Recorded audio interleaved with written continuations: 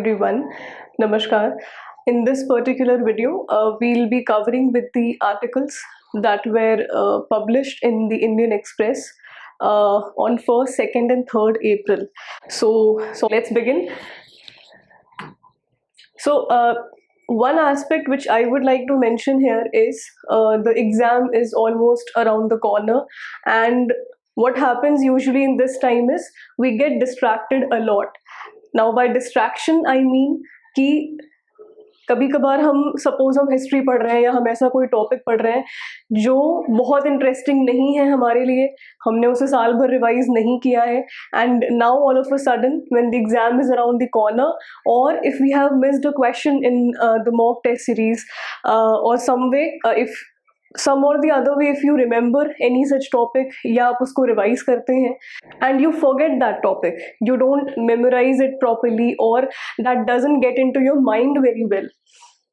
So यहाँ इन conditions में आपको distraction होता है, आपको ये लगता है कि यार एक को करने चल रहे हैं तो चार चीज़ें बिखर रही हैं, या if you are covering one aspect one topic फिर आपको कोई दूसरा टॉपिक भी याद आ जाता है कि I have not covered that topic as well.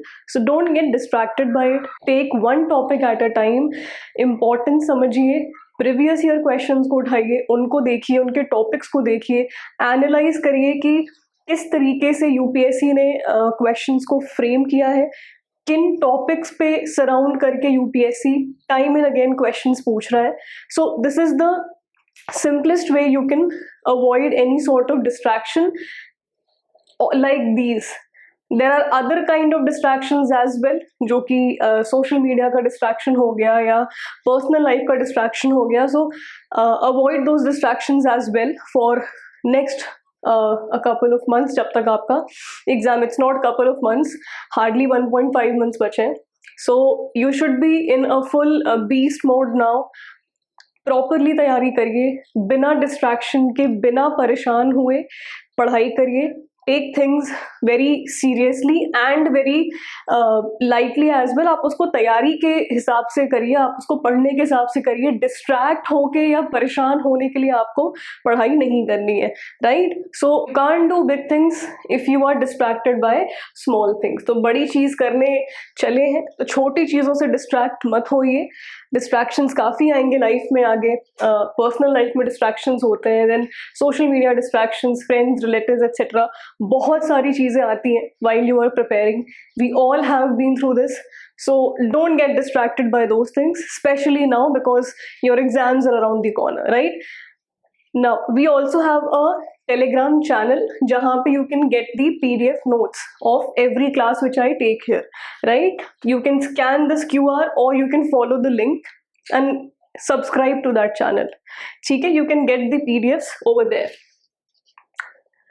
चलिए, starting with this very important article, very important as in, see, firstly if we talk about Vaikom सत्याग्रह, ये explained section में था कल के Indian Express के, and Vaikom Satyagraha marked a century this year. So it happened in 1923. It's initiated in 1923. We'll go through the story, we'll go through the timeline and we'll go through every aspect of it. Modern history से related है, क्योंकि ये explained section में काफ़ी elaborate तरीके से mentioned था, इसलिए it's important for us to know this and to remember this, right? Now, the article said, recalling Vaikom Satyagrah that led to opening of temple doors to lower castes. ठीक है, तो सी context पे बात करते हैं पहले. The context of this article was the chief ministers of Kerala and Tamil Nadu, they together inaugurated the centenary celebrations of 1923 Vaikom Satyagrah at Vaikom, which is in Kottayam, on Saturday. ठीक है, तो since it marks 100 year of this Satyagrah, it is very important for us to know about it. Now, अब एक चीज़ और है, एक aspect और है. People tend to ask me this question again. पिछले वीडियो में भी I have taken this question. See, I prefer Indian Express और most of us prefer Indian Express because over the time Indian Express ने अपने articles को UPSC के topics के हिसाब से मोल्ड किया है. तो hardly there are any articles which are irrelevant for the examination purpose, especially if we talk about the editorial or the explained section, right? पहली चीज तो ये हो गई, क्योंकि ये न्यूज़पेपर एक ऐसा न्यूज़पेपर है जो ओवर द टाइम इसने यूपीएससी के टॉपिक्स के हिसाब से आर्टिकल्स पब्लिश करने स्टार्ट कर दिए हैं. एंड सेकेंडली इसकी जो लैंग्वेज है दैट इज वेरी ल्यूसिड, तो बड़ी लीनियंट सी, बड़ी लूसिड सी language. It is very understood by any of us, matlab you can very easily understand. Now I don't mean कि if you are following The Hindu or for that matter any other newspaper, you switch over to this now 1 month before examination. Don't do that, right? But I would suggest जो explained section, जैसे ये Viacom Satyagraha, it was published under the explained section. तो इन sections को या इन topics को आप थोड़ा ध्यान से पढ़ लें, ठीक है? चलिए, सो नॉन वायलेंट मूवमेंट था ये.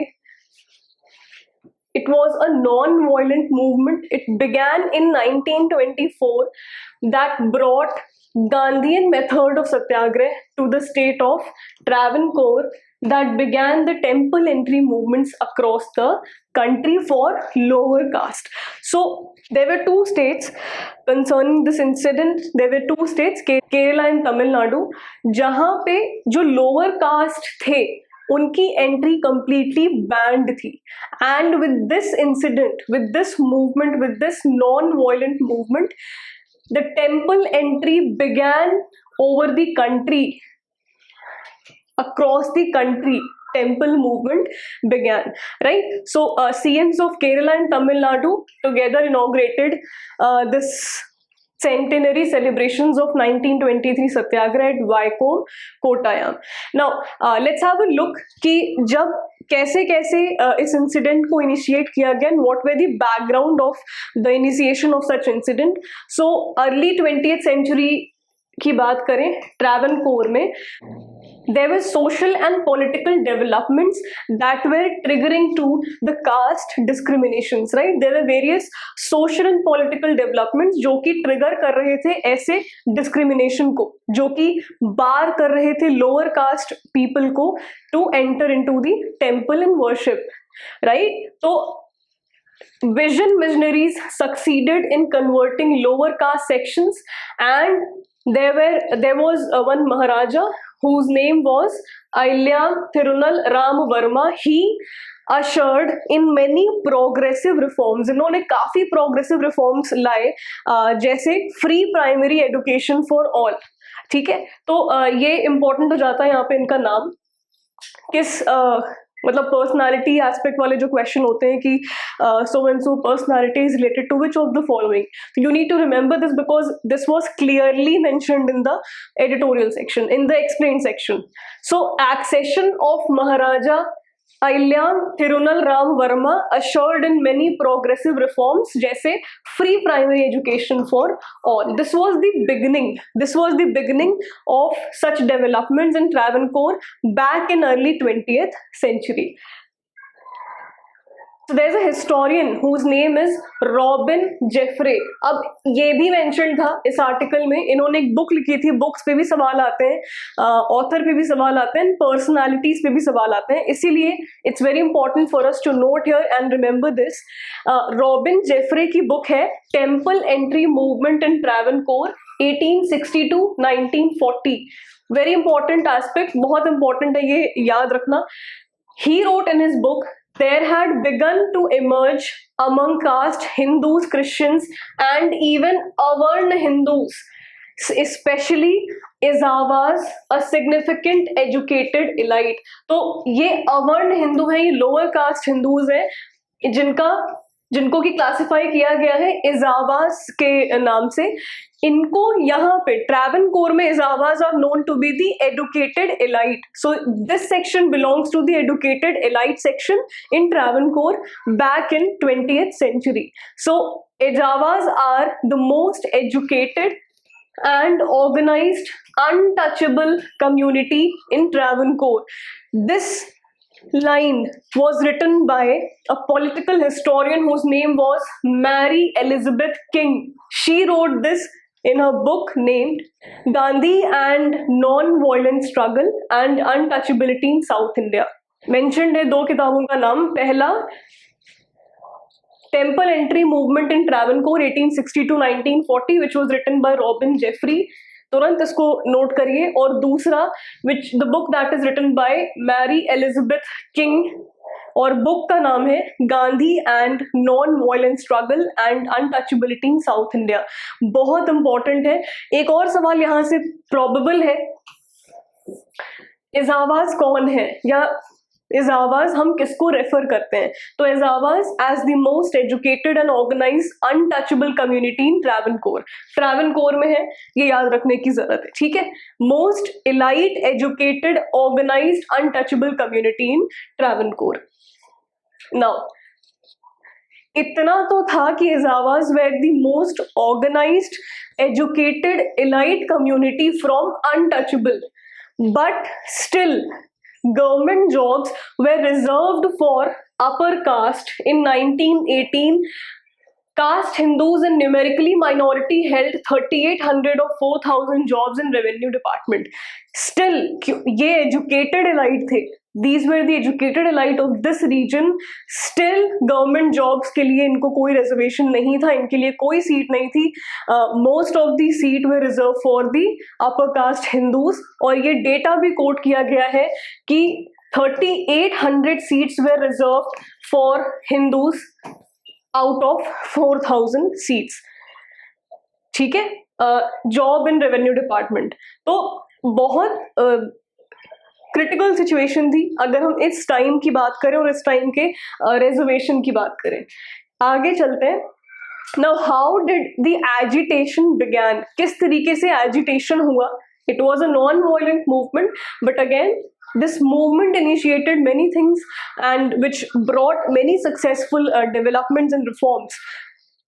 चलिए अब एजिटेशन की बात करते हैं.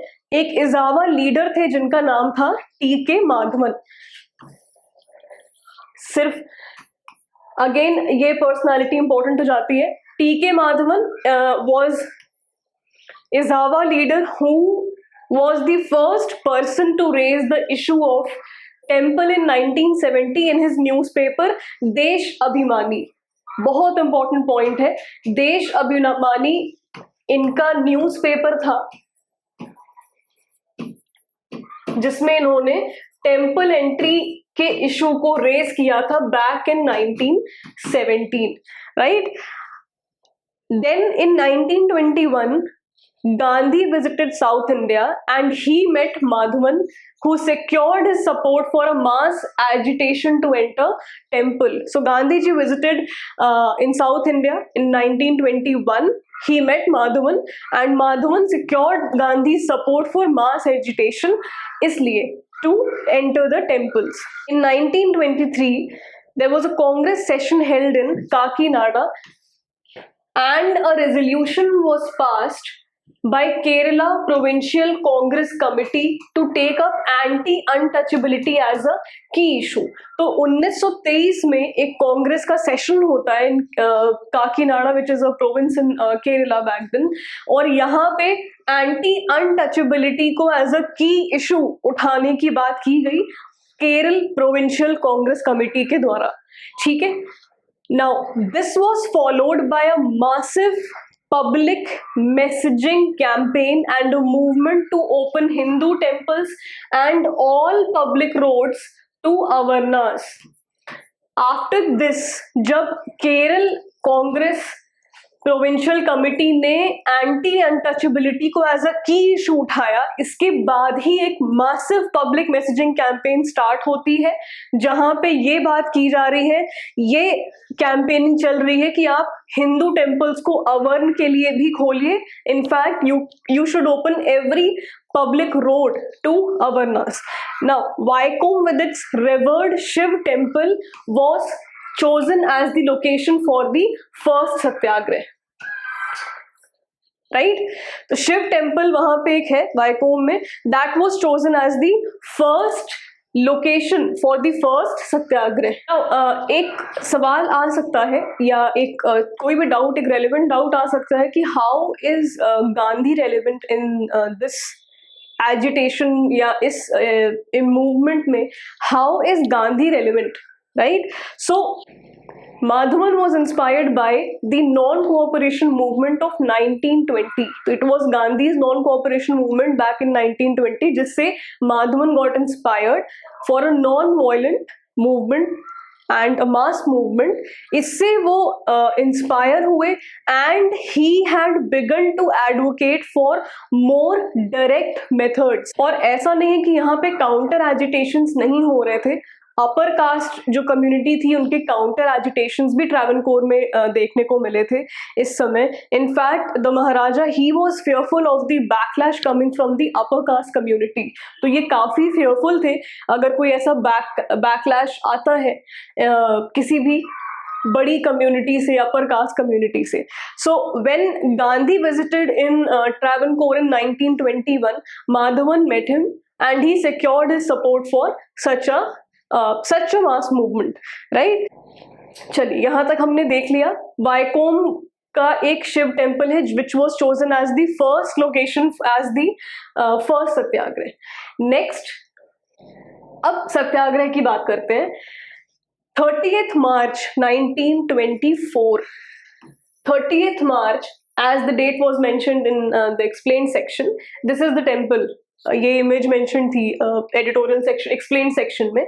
सो नायर एंड पुलाया, नायर एक इजावा थे, इजावा कम्युनिटी से बिलोंग करते थे। Along with Pulaya they were dressed in khaddar uniforms and garlanded followed by thousands attempted to use the roads. तो जो पब्लिक रोड्स जो सबके लिए ओपन करने का मतलब सबके लिए ओपन करने की रिक्वेस्ट की गई थी और एजिटेशन में कैंपेनिंग की जा रही थी कि हमारे लिए हिंदू टेम्पल्स भी खुलेंगे, all public road should be open for the lower community as well.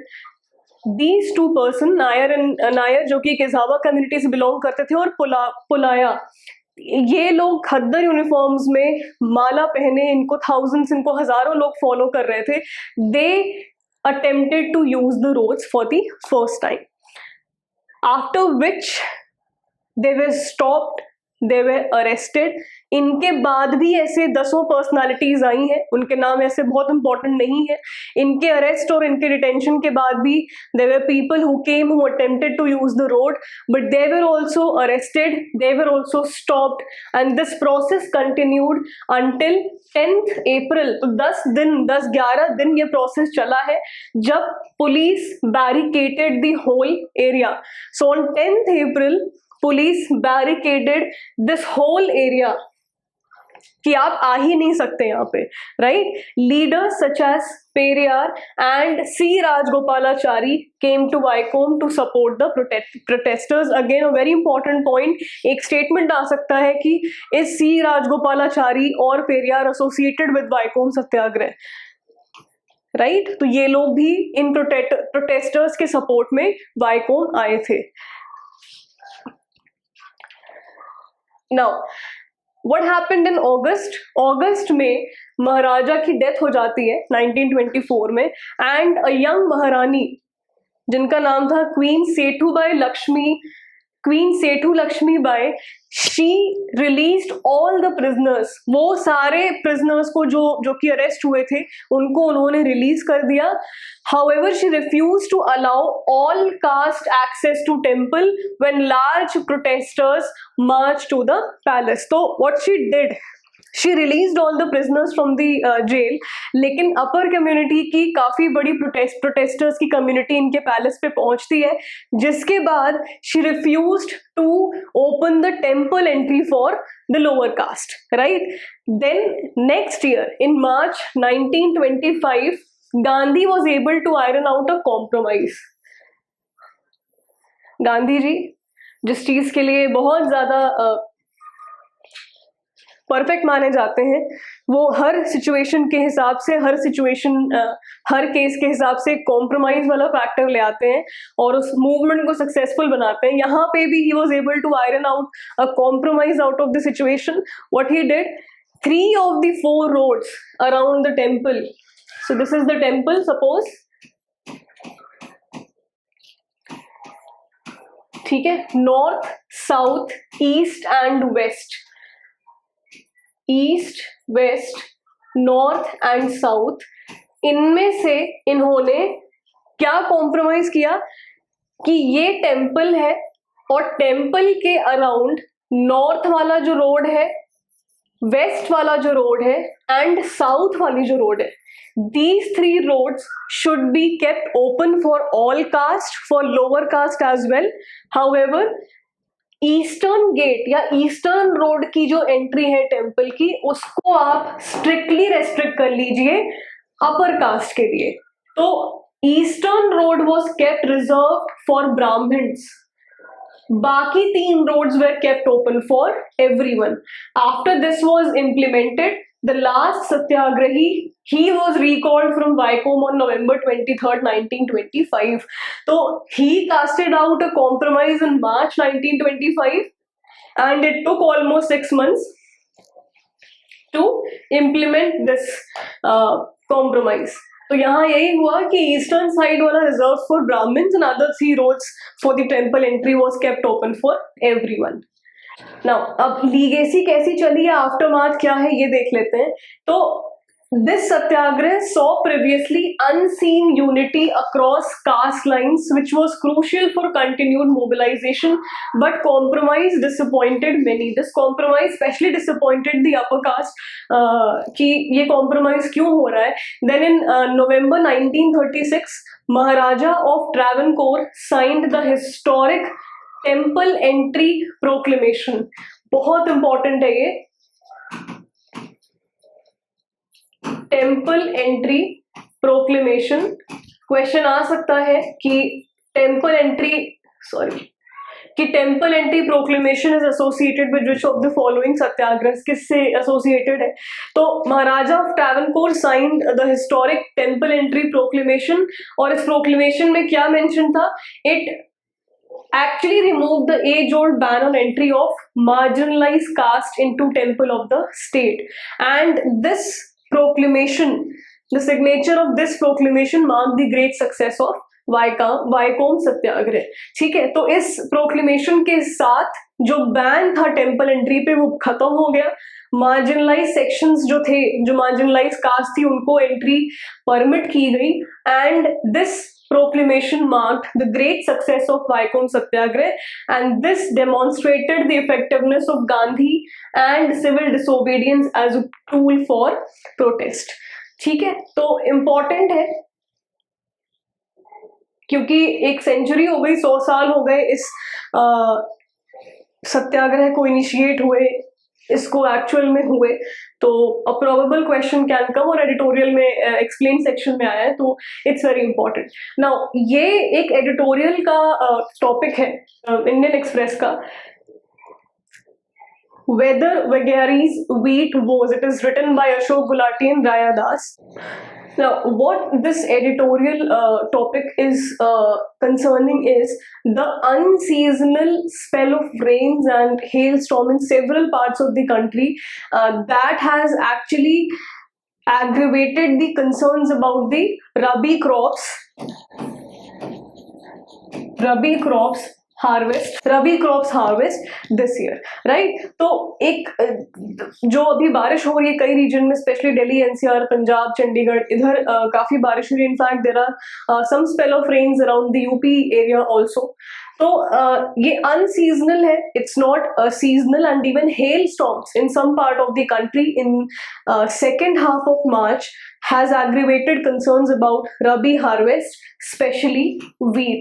तो wheat इस समय बिल्कुल मेच्योर है और कटने को तैयार है, और ये अनसीजनल रेन जो है, this has raised such concerns. Now there are certain kind of data जो कि प्रोजेक्ट हुए हैं इस आर्टिकल में. Wheat that is grown on almost 34 million hectares. It is the second biggest staple after rice in India, right?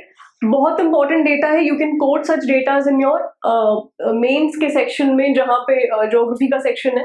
Now wheat being at mature stage, जो expected harvest है इस साल का, it is 112 million metric ton, which may not materialize now because of the unseasonal rains and hailstorm. जो expected data था वो 112 million metric ton का था इस साल के लिए, बट ये शायद अब मटेरियलाइज ना हो because of the unseasonal rains and hailstorm in many part of the country. चलिए नेक्स्ट की इश्यूज हैं उस पर बात करते हैं. जो की इश्यूज मेंशन थे इस एडिटोरियल में वो थे, पहला, the extent of damage in terms of quantity and quality. तो इन केस अगर क्वांटिटी पे बात नहीं भी आती है, because it's the second biggest staple after rice, quality is for sure going to compromise. Quality is for sure going to compromise because of unseasonal rain and hailstorm. The first key issue that is to know the extent of damage in terms of quantity and quality. Second is what policy actions to be taken to tide over this difficulty for farmers as well as for ensuring food security at national level. तो farmers के लिए जो problem आएगी because of the unseasonal spell of rains and hailstorm, जो farmers की difficulty है उस पे भी कुछ policy actions बनते हैं, and also to secure the national food security, उसके लिए भी क्या actions लेनी चाहिए. These are the key issues hovering because of this concern. ठीक है, अब की फाइंडिंग्स की बात करते हैं. So Punjab seems to have been hit a bit harder than many other states. Punjab agriculture department has been looking at a 10.15% yield loss. 10.15% yield loss on about 40% of the wheat area, right? That seems to have been adversely impacted by the rains. This seemed to have been adversely impacted by the rain. तो 17 million metric ton Punjab का data जो है वो coat किया गया है. सबसे ज्यादा जो गेहूं की खेती होती है वो उत्तर प्रदेश में होती है, which is approx 35 million metric ton, which is double the amount of Punjab. Madhya Pradesh में 18 मिलियन मेट्रिक टन, हरियाणा में 12 मिलियन मेट्रिक टन, राजस्थान में 11 million metric ton and Bihar में 6 मिलियन मेट्रिक टन. तो ये डेटा इस एडिटोरियल में कोट किया गया था. However the government of Punjab is currently assessing the damage by girdawari system. Girdawari system का मतलब वो फील्ड इंस्पेक्शन कर रहे हैं. फील्ड इंस्पेक्शन के through they are assessing the damage. ठीक है, गिरदारी सिस्टम भी इंपॉर्टेंट है, आप याद रखिएगा. Girdawari system is related to which of the following. तो पंजाब की सरकार जो है, government of Punjab, field inspection करती है and it is assessing the damage that is done by the unseasonal rains. See, India is a large country and many people are not aware that Uttar Pradesh produces wheat which is more than double of Punjab, right? In the widespread nature of wheat cultivation, the chances are that the overall wheat production in India will not suffer dramatically. Quantity के case में तो dramatically सफर नहीं करेगी. हाँ, quality के case में कर सकती है. क्वालिटी के केस में कैसे करेगी? क्वालिटी के केस में you can see the shrivelled grain, lustre loss या डिसकलरेशन. तो लस्टर मतलब जो एक शाइन होता है गेहूं के दाने के ऊपर, वो आपको नहीं मिलेगा. डिसकलरेशन मिल सकता है, ठीक है, या ग्रेन्स जो होंगे वो श्रिवल्ड होंगे थोड़े से. तो ये क्वालिटी एस्पेक्ट्स में कॉम्प्रोमाइज हो सकता है. क्वांटिटी पे शायद उतना बड़ा लॉस एज सच अभी हुआ नहीं है as per this article, right. Now how does one compensate the farmers for their losses? Crop quantity और क्वालिटी की अगर हम बात करें तो फार्मर्स को कैसे कॉम्पनसेट करना है उनके लॉसेस से? Best policy instrument for these type of weather related damages, be it unseasonal rain, be it hail storm, be it heat waves, the best policy instrument is The Pradhan Mantri Fasal Bima Yojana. This has been quoted in this editorial. So this was a major initiative that the Modi government launched after two successive droughts of 2014, 15 and 16. तो सूखा पड़ा था इन 2 सालों में लगातार, इसलिए Modi government ने इस योजना को लॉन्च किया. Let's have a look. अब क्योंकि ये भी मेंशन्ड है इस एडिटोरियल में, तो ये टॉपिक भी हमारे लिए इंपॉर्टेंट हो जाता है. दिस योजना was launched in 2016 and is being administered by ministry of agriculture, right? It is being administered by ministry of agriculture and farmers welfare. It replaced National Agricultural Insurance Scheme and Modified National Agriculture Insurance Schemes. ये 2 schemes replace करके PM फसल बीमा योजना आई थी, which is administered by Ministry of Agriculture and Farmer Welfare. Now, farmers including sharecroppers and tenant farmers growing notified crops in the notified areas are also eligible for coverage. तो इस योजना की जो eligibility है वो शेयर क्रॉपर्स और tenant farmers के लिए भी है, अगर वो नोटिफाइड क्रॉप्स को नोटिफाइड एरियाज में ग्रो कर रहे हैं तो. ठीक है, ये हो गई एलिजिबिलिटी की बात. अब स्कीम क्या कहती है, इस पे बात कर लेते हैं. Under this schemes farmers bear only 1.5% premium of the sum insured for rabi crop. ठीक है, wheat जो है गेहूं, wheat is a rabi crop. और इस स्कीम के अंदर फार्मर्स सिर्फ 1.5% प्रीमियम देते हैं of the some insured for rabi crops, while the rest of the premium, बाकी प्रीमियम इक्वली सेंटर और स्टेट के बीच में शेयर होता है. तो फार्मर्स के ऊपर सिर्फ 1.5% का प्रीमियम आता है. Rest of the premium is equally shared between centre and the states as a subsidy on total premium. It is shared as a subsidy on total premium. This is what the scheme says about the योजना. चलिए अब data पे आते हैं कि जब से ये स्कीम इम्प्लीमेंट हुई है तब से फार्मर्स ने कितना प्रीमियम भरा है और कितना उन्होंने गेन किया है, कितना उनको इंश्योर्ड सम मिला है. तो ओवर द लास्ट 6 years एज ऑन 30th October 2022 का ये डेटा है कि farmers paid a premium of about rupees 25,186 crore. So farmers paid a premium of 25,186 crore and they received claims worth 1,25,662 crore, which is humongous in comparison to the premium they have paid. ठीक है. Still, there are a few states which have opted out of the scheme and they have quoted the reason of insufficient, they have cited the financial constraint as the reason. ठीक है, कौन से states हैं वो? Those are Andhra Pradesh, Bihar, Gujarat, Telangana, Jharkhand and West Bengal. So these states opted out of the scheme citing financial constraint, and Punjab is persistently opposed and never implemented the scheme. So Punjab ने हमेशा लगातार 6 सालों से, जब से ये स्कीम इम्प्लीमेंट हुई है, स्कीम को सिर्फ अपोज किया है और कभी इस स्कीम को इम्प्लीमेंट नहीं किया है. Now see, it's a very personal view, but this is the time for them to think and join this PM Fasal Bima Yojana, else they should be ready to shell out money out of their own budget to compensate the losses of the farmers.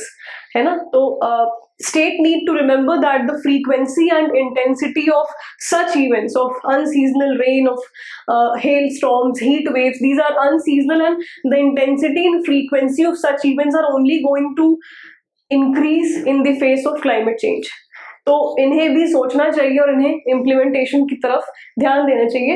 Anyways, also there is no doubt about PM Fasal Bima योजना कि इसको भी एक smart तरीके से implement होने की काफी ज्यादा जरूरत है.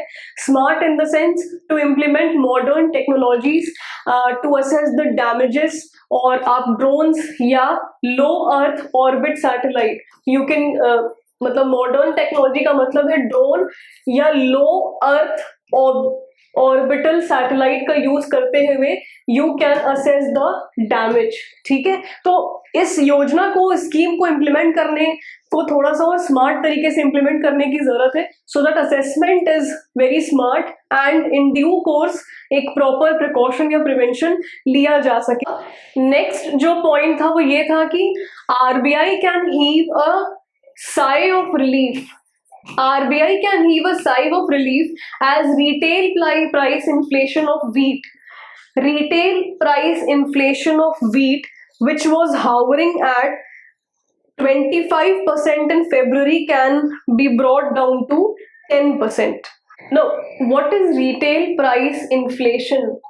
Now, what do we mean by retail price inflation? जहां पे इस एडिटोरियल में ये मेंशन्ड है कि RBI can heave a sigh as retail price inflation of wheat, which was hovering at 25% in February, can be brought down to 10%. So, what do we exactly mean by retail price inflation?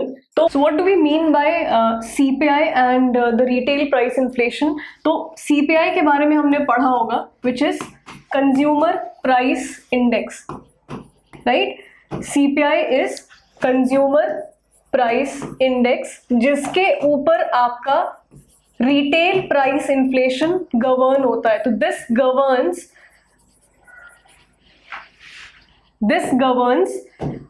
retail price inflation. Now, what is retail price inflation? Retail price inflation is the change in prices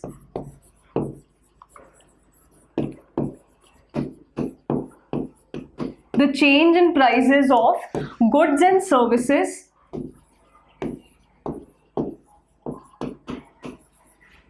that every household purchase on a daily basis for consumption. ठीक है, तो CPI is your consumer price index, और consumer price index ही govern करता है retail price inflation को। Retail price inflation is change in prices of goods and services that every household purchase on a daily basis for their consumption. तो हर household जो भी goods and services को खरीदता है daily basis पे, daily basis के consumption पे, उससे रिलेट करके हमने रिटेल प्राइस इन्फ्लेशन को देखा वीट के केस में। ठीक है, वीट के केस में जो कि आया था 25% in February 2023, and RBI can heave a sigh of relief because this can be brought down to 10% by April or May. This can be brought down to 10% by April or May this year itself. So quality wise, yes, there can be a deterioration in quality because of the unforeseen seasonal change. luster में कमी हो सकती है, grains उतने अच्छे नहीं हो सकते, ठीक है, shrivel grains मिल सकते हैं आपको, discoloration हो सकता है, but quantity में अभी भी बहुत drastic change नहीं आएगा, या यूं कहें कि unseasonal rain या hailstorm या weather change की वजह से क्वांटिटी में एज सच कोई डिफरेंस नहीं आएगा जिसकी वजह से इन्फ्लेशन बढ़े। इनफैक्ट इन्फ्लेशन कम ही होने वाला है वीट के केस में, बिकॉज एमएसपी ही कम हो गई है। 25% जो देखी गई थी वो अब 10% तक आ सकती है, राइट। अगला जो आर्टिकल है which I am going to discuss here is about a fungus. तो बेसिकली ये बायोडाइवर्सिटी सेक्शन से भी रिलेट करता है और हेल्थ वाले सेक्शन से भी रिलेट करता है। फॉर द फर्स्ट टाइम, ये इंडियन एक्सप्रेस का आर्टिकल नहीं है, this article belongs to down to earth, sorry, this article belongs to down to earth, ठीक है, ये डाउन टू अर्थ में पब्लिश हुआ था कल। सो केस क्या है, India has registered a first global of a plant fungus infecting human, climate change, antimicrobial resistance with exacerbated, वो इसको बढ़ाएंगे ही, वो इसको घटाएंगे नहीं, they will only increase the intensity. Now ये उस वायरस की photo, it's a beautiful virus, look at the colour of this virus जो इस ट्री के ट्रंक पे ग्रो हुआ है, look at the colour of this virus. So this is the virus जिसका नाम है Chondrostereum purpureum. ये इस वायरस का नाम है. अब कॉन्टेक्स्ट समझिए, ये वायरस न्यूज में क्यों आया इसमें, because there is a man whose age is 61 year old. This case is reported in West Bengal in Calcutta. So he was suffering from hoarse voice, cough, fatigue and difficulty swallowing, and he was hospitalized. और इनको detect किया गया है he is infected by fungal species named Chondrostereum purpureum, right? तो basically ये जो article है ये डिस्क्राइब कर रहा है कि now fungus can also evade the process of antimicrobial resistance. Antimicrobial resistance, the process by which body itself defends it itself defends the virus. यहाँ पे एंटीमाइक्रोबियल रेजिस्टेंस को भी अब वायरस जो फंगस है वो इवेड कर रहा है, ग्लोबल वार्मिंग को भी इवेड कर रहा है, which narrows the thermal difference between human and their surroundings, जहाँ पे ये फंगस ग्रो कर सके. चलिए इसको डिटेल में देखते हैं. फंगस के बारे में देखिए पहले. सो fungus is known to cause silver leaf disease in plant species of rose families. तो ये वाला जो फंगस है ये देखा जाता है कि रोज प्लांट की जो फैमिली है, जो स्पीशी है, वह उन प्लांट्स में ये सिल्वर लीफ डिजीज कॉज करता है. अदरवाइज और किसी प्लांट में इस फंगस को पाया नहीं गया है अभी तक, जो रिपोर्ट आई है. And of the 100 of millions of fungal species, only a few cause infections in humans. अगर humans में infection की tendency की बात करें कि कितने fungus humans में infection cause कर सकते हैं, तो बहुत कम ऐसे fungal species हैं. Millions, hundreds of millions में कुछ ही एक fungal species है that can cause fungal infections in humans.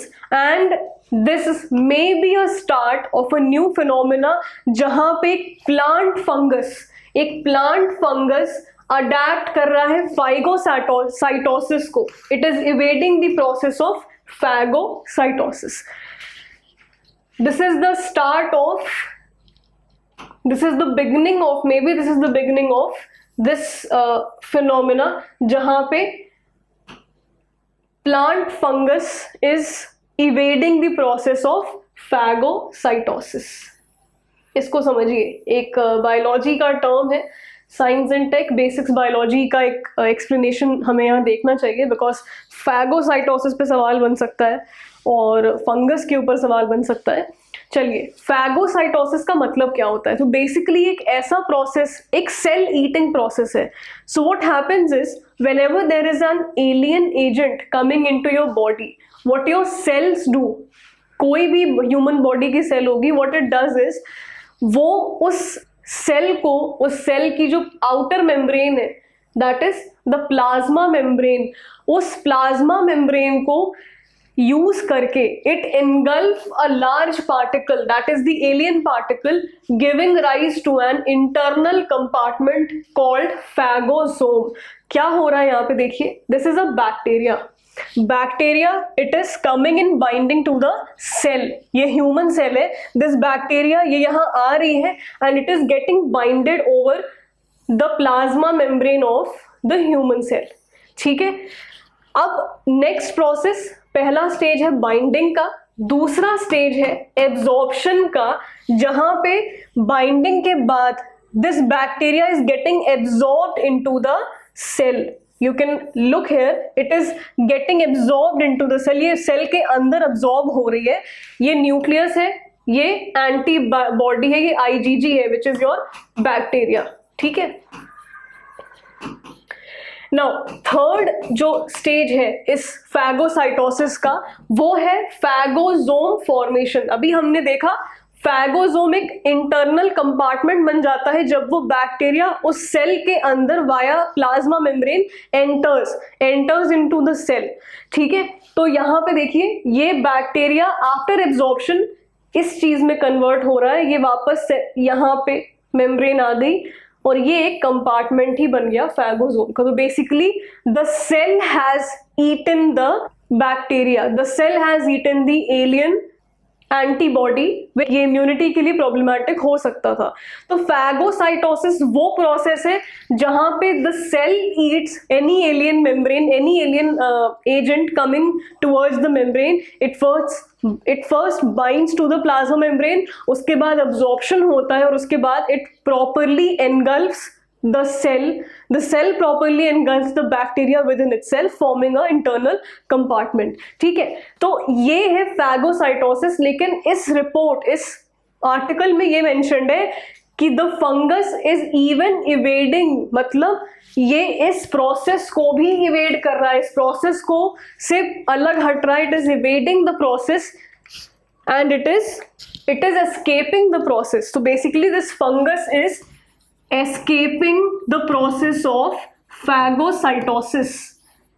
ठीक है, अगर फैगोसाइटोसिस को ये एस्केप नहीं करता तो द कंसर्न पर्सन, उनको ये इन्फेक्शन नहीं होता, because this process has been escaped, this process has been avoided by the fungus itself. अब ये प्रोसेस जो डिफेंस मैकेनिज्म थी सेल की, इट्स अ डिफेंस मैकेनिज्म, अब ये प्रोसेस भी फेल हो गई है। The fungus has evaded this process. ठीक है, next is the evasion of global warming. अच्छा, ये एक रिपोर्ट थी जो सीटी स्कैन आया है उस पर्सन का, this has been published also. So who are the most vulnerable? See, we have witnessed during the COVID-19 pandemic the cases of black fungus, right? And in fact the person जो लोग Covid से भी affected थे उनकी भी immunity काफ़ी weak है। They are also having a compromised immune system and they are the ones who are most vulnerable to.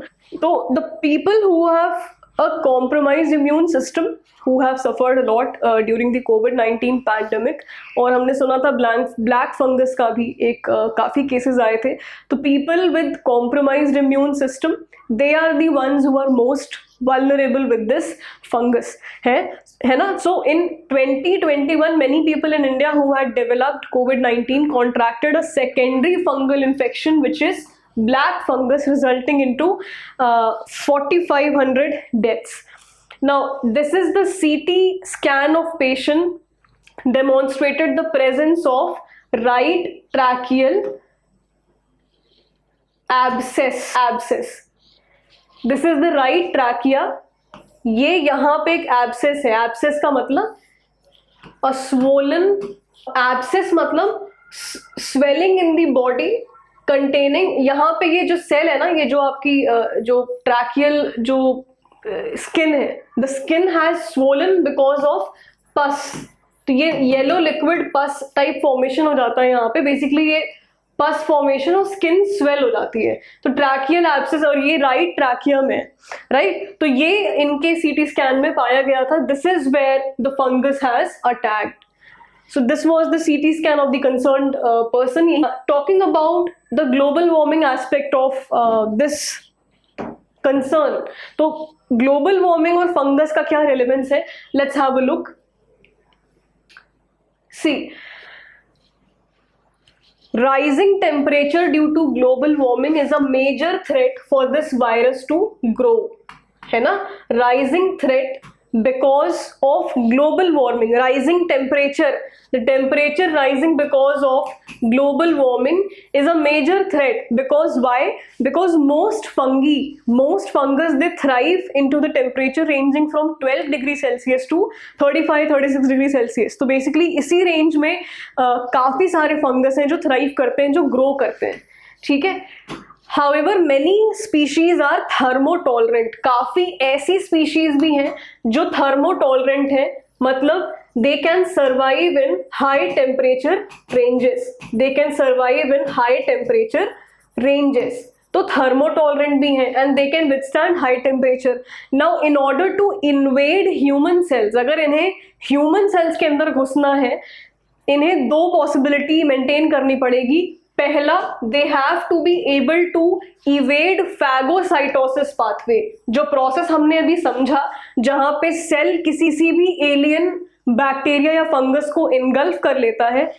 पहला काम जो फंगस को करना है for a successful infection into the body is they have to evade, they have to escape the phagocytosis pathway, and secondly they should have ability to grow at 35 to 37 degree Celsius temperature, because हमारी body का जो internal temperature है वो इतना ही है. ठीक है, दो प्रोसेस है. अगर फंगस को इन्वेड करना है ह्यूमन सेल्स को, तो उन्हें दो पॉसिबिलिटी मेंटेन करनी होगी. पहला, इन्हें एस्केप करना होगा फैगोसाइटोसिस पाथवे को, इन्हें उस पाथवे को literally avoid करके आगे बढ़ना होगा so that they can invade the human cells, and secondly they should have the ability to grow at such high temperature. Now global warming could have a significant effect on fungal population. Now why am I saying this? How is global warming having a significant say when the fungus growth is concerned? Global warming can change the distribution of heat tolerant and susceptible species by favoring those that are more thermotolerant. तो heat tolerant fungus का जो distribution है उसको global warming काफी ज्यादा change कर सकता है. Now what will happen because of this? This will facilitate fungi to spread and enter into closer contact with human population, and a few of those having pathogenic potential can acquire the ability to survive at body temperature. What will happen is, जैसे जैसे global warming की वजह से temperature rise करेगा, बाहर का temperature plus body का internal temperature जो है, इन दोनों के बीच का जो थर्मल ग्रेडियंट है, अभी हम आगे देखेंगे, ग्लोबल वार्मिंग की वजह से जो बाहर का टेम्परेचर है, outer temperature and body temperature, these two will form a temperature gradient. There will be a difference, एक gradient बनेगा जिसका डिफरेंस बहुत कम हो जाएगा because of rising global warming. ठीक है, दिस इज वाई ये जो फंगस है, they will be able to thrive into such body temperature. ये क्योंकि ये बाहर के टेम्परेचर पे भी ससेप्टेबल है ग्रो करने के लिए, ये थर्मोटॉलरेंट हो जाते हैं, and because of rising outer temperature because of global warming, weather temperature में, सीजनल टेम्परेचर में अगर राइज होगा because of global warming, your body temperature and the outer temperature will have a very less thermal difference. जो thermal gradient बनेगा वो बहुत कम हो जाएगा, because of which the fungus is very well able to thrive into the body temperature. वो body के अंदर भी फैगोसाइटोसिस को इवेड करने के बाद उस हाई टेम्परेचर पे सर्वाइव करने की एबिलिटी रख पाएगा. This is how the global warming is having a significant effect. Now यही, this is what I was explaining. Global warming means narrowing the thermal difference between human body and its surrounding. Because of the rising temperature in the surrounding, body temperature और surrounding के temperature का जो gradient है, जो difference है, वो बहुत कम हो जाएगा. फंगस के लिए ये easy होगा कि वो दोनों जगह पे thrive कर सके, survive कर सके. Now every degree increase in global average temperature reduces the gradient by about 5%. जैसे जैसे एक एक डिग्री सीजनल जो बाहर सराउंडिंग का टेम्परेचर है वो बढ़ेगा, it will only lead to reduction in the gradient temperature by 5%. ठीक है, this increases the chance of prevalence of fungal diseases. This is why fungal diseases are prevailing, and this increases the chances of their prevalence. Now fungal infections are expected to pose a greater threat to human beings in the years to come due to rising temperature caused by climate change and other reasons such as growing resistance to the small number of treatments available. Now AMR की अगर हम बात करें, these bacteria, these fungus have grown, they have actually grown a very huge kind of antimicrobial resistance in concerning the, मतलब इतने कम treatments हैं, उन treatments पे भी इन लोगों ने रेजिस्टेंस पा लिया है। तो AMR इतना ज़्यादा बढ़ चुका है। पहला एस्पेक्ट था ग्लोबल वार्मिंग का, जो हमने डिस्कस कर लिया। दूसरा एस्पेक्ट AMR का है, because of anti microbial resistance. आप कोई भी ट्रीटमेंट दो, they have literally grown the potential to resist themselves because of though smaller treatments available. इसीलिए in coming years, because of temperature and because of anti microbial resistance, इन fungal diseases का prevalence बहुत ज्यादा बढ़ने वाला है। This is what this report has said. This is what this article has mentioned. तो इस आर्टिकल में बेसिकली ये फंगस इंपॉर्टेंट हो जाता है, right? The name of the fungus is important and phagocytosis is important, biology वाला portion, और ये फंगस इंपॉर्टेंट है, सिल्वर लीफ डिजीज इंपॉर्टेंट है, किससे रिलेटेड है, इसीलिए इस आर्टिकल को मैंने यहीं कवर कर लिया। ठीक है, so this was it for today's video. From tomorrow we'll be continuing with the analysis video and also the question series, right? So thank you and I will see you in the next video.